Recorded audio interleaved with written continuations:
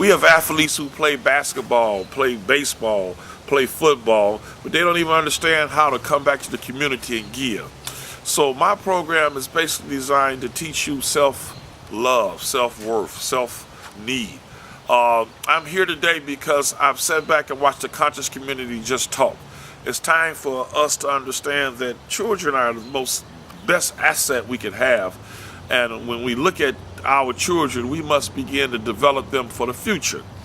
This program is to increase the accountability of our students and to bring the parents into the position of being able to help their children get to trade school or college. There's also part of my program is to explain what D1, D2, JUCO for the athletes. Our athletes play good sports all through high school but never get any scholarships because they're not prepared for the ACT or they don't know how to market themselves. I don't think any basketball player should be running to a junior college when he need to go to maybe a charter school or another type of school. Football players should understand when you go to play football at JUCO school, some of the guys have already been to a 4-year college and they didn't make it, so they come back to JUCO to start all over again. There's a lot to learn about how to prepare an athlete to go to school, and I think we need seminars to start preparing them. Also, we need to look at every financial, economic way we can to get our children to school who have 3.5, 4.0 averages.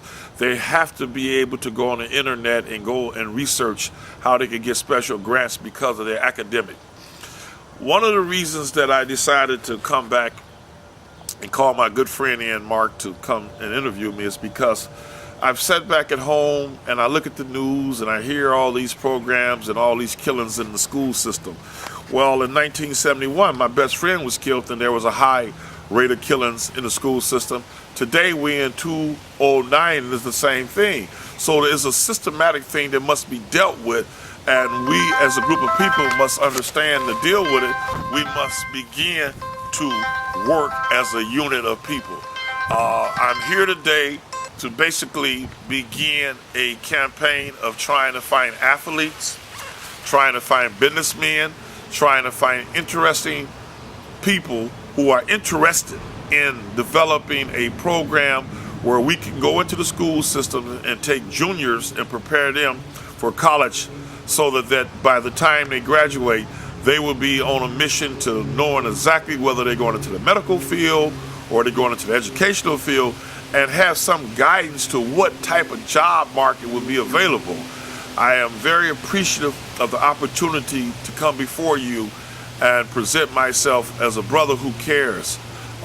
This right here will be the first beginning of me coming out to come back to the community to explain the need of men and women participating in our community to develop a better program.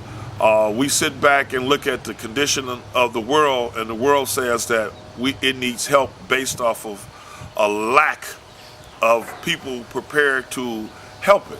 Well, today is a new day, and I believe personally that we as a community must rise up and begin to work with our young adults and realize that there's only one way to fight the condition of poverty, crime, and dropout, and that's through love.